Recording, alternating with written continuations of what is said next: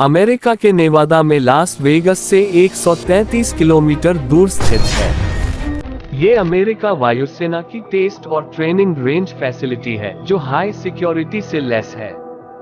माना जाता है कि इस एयरबेस पर आमतौर से हथियारों का परीक्षण या नए विमानों की ट्रेनिंग होती है। 1955 में इस साइट का अधिग्रहण अमेरिकी वायुसेना ने किया था।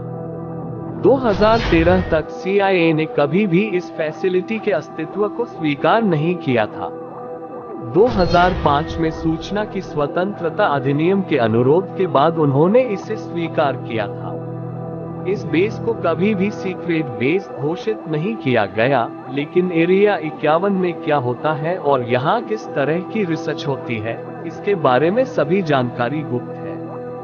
कॉन्स्पिरेसी थ्योरिस्ट मानते हैं कि इस फैसिलिटी में एक क्रैश हुआ एलियन स्पेसक्राफ्ट है। इंजीनियर रिवर्स इंजीनियरिंग के जरिए इसे बनाने में लगे हैं। इस 1950 की रोसवेल दुर्घटना से जोड़ा जाता है। जुलाई 1947 में एक रहस्यमय मलबा मिला था। बाद में एक अखबार में लिखा गया कि एक उड़न तश्तरी न्यू मैक्सिको में क्रैश हुई है।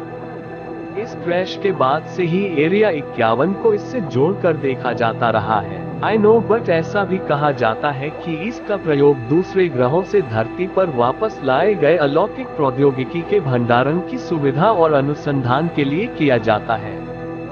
परग्रही जीवन को लेकर बीते लंबे समय से सवाल किए जा रहे हैं। इस अनंत ब्रह्मांड में जहां पर अरबों की संख्या में आकाशगंगाएं फैली हुई हैं, ऐसे में कई जगहें ऐसी जरूर होंगी जहां पर जीवन मौजूद होगा। गौरतलब बात है कि परग्रही जीवन का वह रूप दिखने में कैसा होगा, इसकी कल्पना करना संभव नहीं है। एलियंस की जब बात आती है, ऐसे में एरिया 51 का नाम जहन में सबसे पहले आता है। इंटरनेट की दुनिया में समय समय पर एरिया 51 को लेकर कई तरह की कॉन्स्पिरेसी थ्योरी वायरल होती रहती है। इसके अलावा सोशल मीडिया पर आपको ऐसे कई वीडियोज मिल जाएंगे जिनमें एरिया 51 के आसपास एलियंस और उनके UFO देखने का दावा किया जाता है। हालांकि इन वीडियो में कितनी हकीकत और कितना फसाना है, इस बारे में कुछ कहा नहीं जा सकता है। एलियंस के साथ इस खास जगह का क्या संबंध है? According to the conspiracy theory, it turns out that ऐसा भी कहा जाता है कि यहाँ अमेरिका एलियंस को पकड़कर शोध कर रहा है। गौरतलब बात है कि हाल ही में US नेवी के 2 और अमेरिका के एक पूर्व सैन्य अधिकारी अमेरिकी कांग्रेस के साथ पूछताछ में एलियंस शव को लेकर कई हैरतअंगेज खुलासे किए।